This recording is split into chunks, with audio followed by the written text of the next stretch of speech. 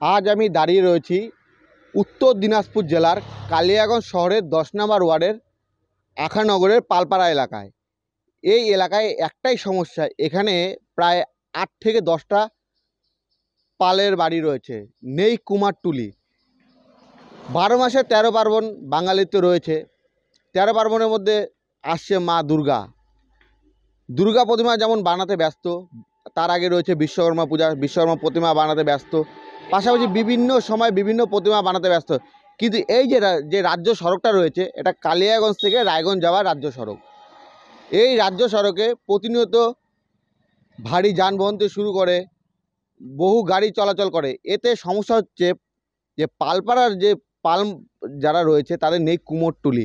এই কুমোরটুলি না থাকায় রাস্তার পাশে তাদেরকে আশ্রয় নিতে হচ্ছে ঠাকুর বানাতে। আর এই ঠাকুর বানাতে গিয়ে তারা কখনো দুর্ঘটনার কবলে পড়ছে, কখনো তাদের ঠাকুর ভেঙে যাচ্ছে, রাত বিরাতে দুর্ঘটনা ঘটছে, এমনটাই বলছেন এলাকার লোকজন। কি বলছেন শুনে নেব মৃৎশিল্পীরা। কি সমস্যা হচ্ছে রাস্তার পাশে ঠাকুর বানাতে গিয়ে? রাস্তার পাশে ঠাকুর বানাতে যে অনেক রকম সমস্যা হচ্ছে, যে অনেক সময় যদি ভিড় লেগে যাচ্ছে সেক্ষেত্রে ঠাকুর ভাঙার ব্যবস্থা মানে ভেঙে যাচ্ছে। এমন একটা ব্যাপার, রাস্তায় জোরে গাড়ি গেলে পলিথিন নড়ে যাচ্ছে এমনভাবে যে নিচে যে ছোটো ছোটো ঠাকুর আছে সেগুলো পড়ে যাচ্ছে, এরকম একটা ব্যাপার আছে। আর কুমারটুলি থাকলে কি হয় সুবিধা, যে সবাই মিলে এক জায়গায় ঠাকুরটা থাকবে, সবাই মিলে ঠাকুর বানাবে বেচবে, একটা ব্যাপার থাকে। তা না, আমাদের এখানে ঠাকুর তৈরি করার পরে আমাদের এখান থেকে অনেকটা দূরে একটা শহর আছে কালিয়াগঞ্জ শহর, সেখানে যায় সবাইকে ঘর ভাড়া করে ভ্যান ভাড়া নিয়ে যায় ঠাকুর বিক্রি করতে হয়, তার ফলে কিছুটা হলেও লস হয়। এই সমস্যাটা আমাদের খুব হয়।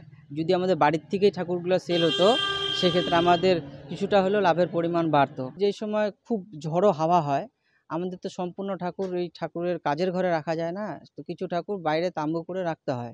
সেক্ষেত্রে জোরে হাওয়া হলে পলিথিন এত পরিমাণে নড়ে যায় যে ঠাকুর পড়ে যাওয়ার মানে পড়েও যায়, অনেক সময় দাঁড়া হয়ে থাকে, ঠাকুরের হাত পা ভেঙে যায়। আর ছোটো মোটো ঠাকুররা কোনো সময় কোনো পলিথিনের নিচে থাকলে লরি টরি যদি খুব অতিরিক্ত দ্রুত বেগে যায় সেক্ষেত্রে সে পলিথিন এমনভাবে উল্টে যায় যে ঠাকুরও ক্ষতি হয়ে যায়।